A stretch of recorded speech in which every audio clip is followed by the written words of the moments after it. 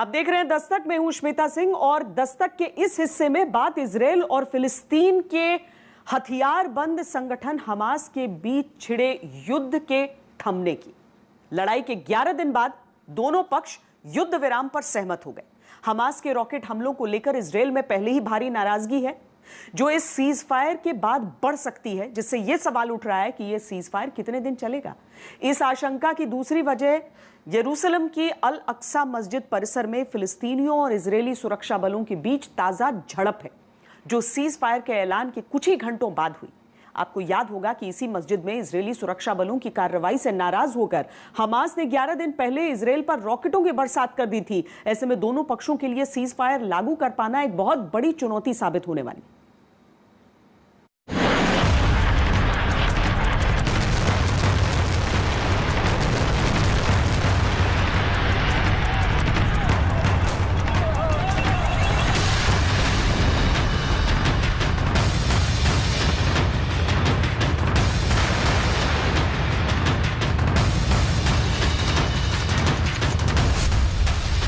Hamas की ईंट से ईंट बजाने वाले इजराइल ने सीज फायर क्यों किया?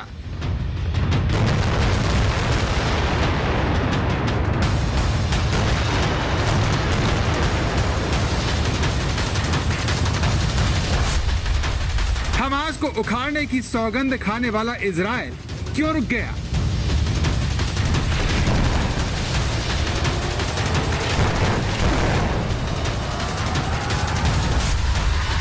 हमास के खिलाफ ऑपरेशन रोकना इजराइल की जीत है या हार?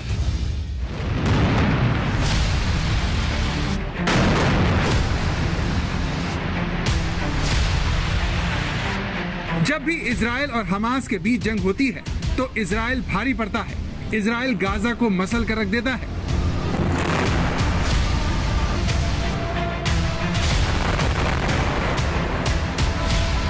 लेकिन जो इजराइल हमास को पूरी तरह से बर्बाद करने के इरादे से आगे बढ़ रहा था, जो इजराइल चुन चुनकर हमास की इमारतों को तबाह कर रहा था, वो अचानक सीज फायर के लिए क्यों मान गया?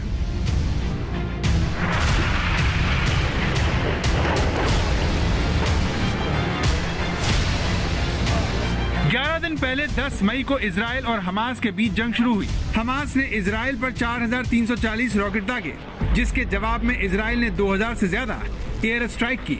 हमास के हमलों ने इजराइल में 2 बच्चे, 1 सैनिक और 3 विदेशी समेत 13 लोगों की जान ले ली।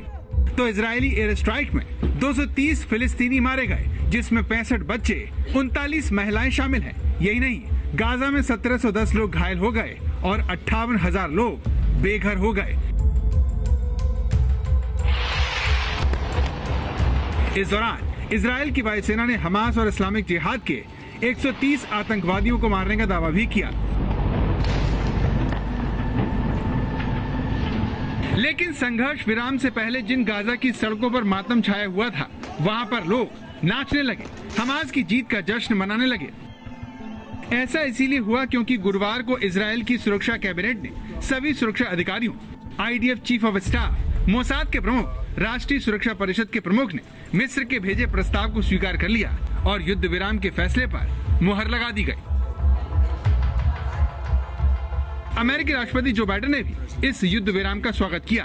बाइडेन ने कहा कि ये सीज फायर दोनों पक्षों के बीच प्रगति का असल अवसर लेकर आएगा। हालांकि बाइडेन ने एक बार फिर इजराइल का पक्ष लेते हुए साफ कर दिया कि उसे हमास के हमले का जवाब देने का पूरा हक है। Prime Minister Netanyahu informed me that Israel has agreed to a mutual unconditional ceasefire to begin in less than 2 hours.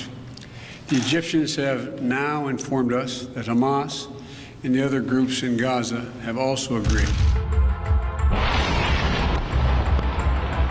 लेकिन सवाल यह है कि जिस गाजा में इजरायली सेना के घुसने की बात की जा रही थी, जो इजराइल हमास को पूरी तरह से तबाह करने का इरादा जता रहा था, जो बेंजामिन नेतन्याहू कुछ दिन पहले तक अपने देश के नागरिकों की सुरक्षा सुनिश्चित करने तक हमले की बात कर रहे थे, वो अचानक संघर्ष विराम के लिए कैसे तैयार हो गए? המערכה שלנו נגד ארגוני הטרור ממשיכה בכל העוצמה.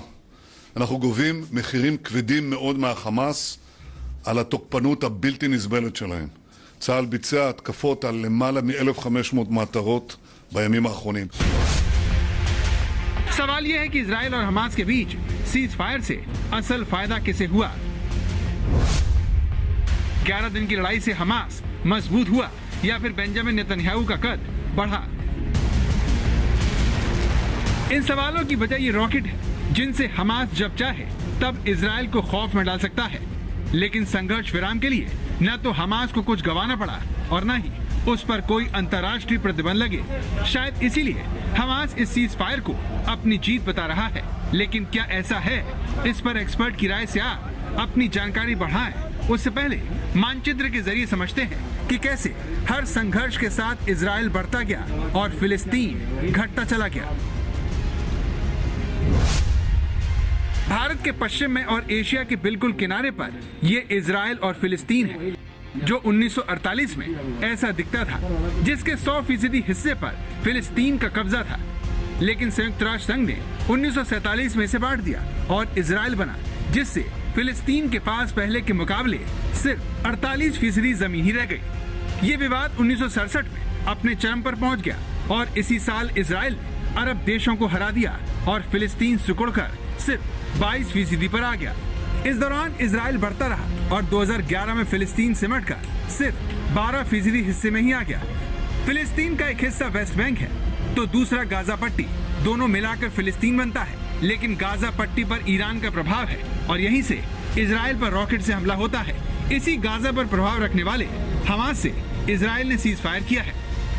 इसीलिए इजराइल में भी सीज फायर को लेकर सवाल उठ रहे हैं। इस फैसले का विरोध हो रहा है। लेकिन सवाल ये है कि क्या इसका मतलब ये निकाला जाए कि 11 दिन गाजा पर बम गिराने वाला इजराइल बातचीत की मेज पर घाटे में रहा या फिर ऐसा करने में ही उसका हित था? आपके मन में उठ रहे इन सवालों को हमने जॉर्डन में भारत के राजदूत रहे अनिल त्रिगुणायत से पूछा। हमास ये कह रहा है कि उस सबके बाद भी बच गया, तो उसको वो अपनी जीत मानता है। लेकिन चूंकि एक अनकंडीशनल सीज फायर हुई है जिसमें कोई शर्त नहीं है, तो इसको वो शायद अपने आप को इस तरह की जीत समझने की कोशिश कर रहा है। मैं ये समझता हूँ कि दोनों ही ने इसमें लूज़ किया है। पॉलिटिकली भले ही चाहे हमास लीडरशिप या नेतन्याहू को इस बात से कुछ सिंबॉलिकल जरूर फायदा। इजराइल और हमास के बीच भले ही सीज फायर हो गया हो, लेकिन नफरत के बारूद पर बैठे दोनों पक्ष कभी भी जानी दुश्मनी की चिंगारी के शिकार हो सकते हैं। आज तक ब्यूरो।